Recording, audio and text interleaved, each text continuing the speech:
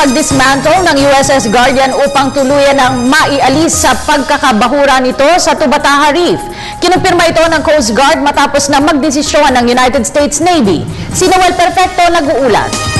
Kinumpirma ngayon ng Philippine Coast Guard na matutuloy na ang pag-dismantle o paghiwalay ng United States Minesweeper para tuluyan na maialis sa pagkabahura nito sa Tubataha Reef. Ito ang ika-14 na araw nang nakaipit sa South Atoll ng Palawan Reef. Ayon kay Coast Guard spokesman, Commander Arman Balilo, ito ang napagkasunduan ng Interagency Task Force Tubataha matapos na desisyonan ng United States Navy ang alanganing kalagayan ng nakabahurang warship nito. We opted to choose yung breaking ng barko. They call that ship breaking, meaning the vessel will be cut into pieces. It will start from the mast to be followed by the stock and then engine, and then the hull will be cut into section by 3 or by 4, tapos ililipat sa crane. So ganun ang plano nila.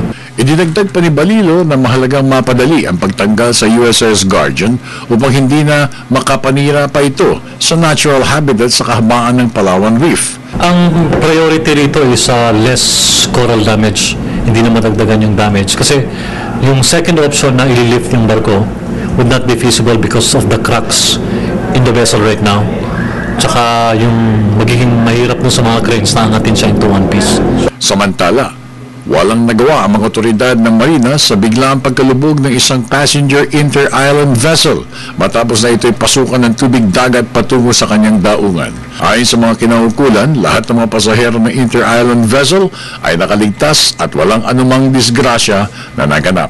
Allegedly, itong MV Valeno, yung initial report namin, MV Valeno 168, na galing ng Batangas ng around 6:30 papunta ng Calapan, ay nagkaroon ng problema. Ito sa initial na report na tanggal yung propeller shaft niya at pinasok ng tubig 75 meters away from the pier. Pero the captain was able to maneuver at naka-negotiate na rin siya at napaabot mo sa pier. All the 52 passengers were safe, pati yung 22 crew niya. Para sa Telebisyon ng Bayan, ako naman si Noel Perfecto.